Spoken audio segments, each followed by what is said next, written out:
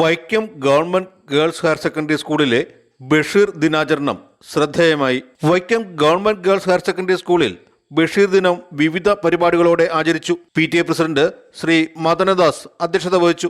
ബഷീർ അനുസ്മരണ പ്രഭാഷണം ശ്രീ TV പുരം സാംജി നിർവഹിച്ചു.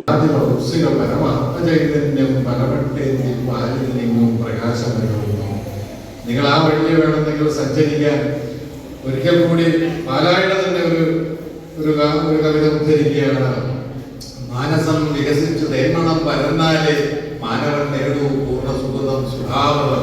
അതുകൊണ്ട് നിങ്ങളുടെ മനസ്സ് വികസിച്ച് നിങ്ങൾ സുഹൃതം സ്വയം കൈവരിക്കുമ്പോൾ ഈ മനുഷ്യകുലമാകെ സുഹൃതത്തിലേക്ക് നീങ്ങും. നിങ്ങൾ അതിനുവേണ്ടി പരിശ്രമിക്കണം. ഇങ്ങനെയുള്ള മീറ്റിങ്ങുകളും അനുസ്മരണങ്ങളും അതെല്ലാം ഉതകട്ടെ എന്ന് മാത്രം പറഞ്ഞുകൊണ്ട് ഞാൻ എൻ്റെ വാക്കുകൾ ഉപസംഹരിക്കുന്നു. നന്ദി, നമസ്കാരം. തുടർന്ന് ഹയർ സെക്കൻഡറി അധ്യാപികയായ ശ്രീമതി സ്വപ്ന ബഷീർ കൃതികളും കഥാപാത്രങ്ങളും മൂല്യങ്ങളും എന്ന വിഷയത്തിൽ വിഷയാവതരണം നടത്തി.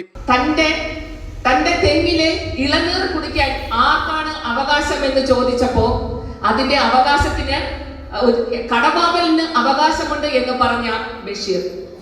സാധാരണഗതിയിൽ നമ്മൾ എന്താ പറയുക, ഈ ലോകം മൊത്തം ആർക്ക് വേണ്ടിയിട്ടാണ് എന്നാണ്. പരിപാടിയുടെ ഭാഗമായി വിദ്യാർത്ഥികൾ വൈക്കം മുഹമ്മദ് ബഷീറിന്റെ കഥാപാത്രങ്ങളെ വേഷവിധാനങ്ങളിലൂടെ പുനരാവിഷ്കരിച്ചത് ശ്രദ്ധേയമായി.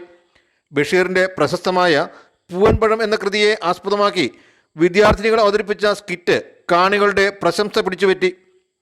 കൂടാതെ ബഷീറിന്റെ മതിലുകൾ എന്ന നോവലിനെ ആസ്പദമാക്കിയുള്ള ചലച്ചിത്രത്തിലെ ശബ്ദരേഖ ഉപയോഗിച്ച് വിദ്യാർത്ഥികൾ രംഗങ്ങൾ പുനരാവിഷ്കരിച്ചതും വേറിട്ട അനുഭവമായി.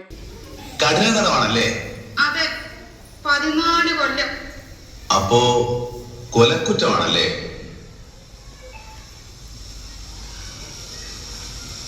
വന്നിട്ട് ഒത്തിരി നാളായോ? ഒരു കൊല്ലമായി. എന്തൊരു ജീവിതം. നാരായണി, നമ്മളേതാണ്ട് ഒരുമിച്ചാണ് ഈ ജയിലിൽ വന്നത്. എനിക്കൊരു റോസാച്ചെടി തരുമോ? നാരായണി എങ്ങനെ അറിഞ്ഞു ഇവിടെ റോസാച്ചെടി ഉണ്ടെന്ന്? ജയിലല്ലേ, എല്ലാവരും അറിയും. Vision news, Vaikom.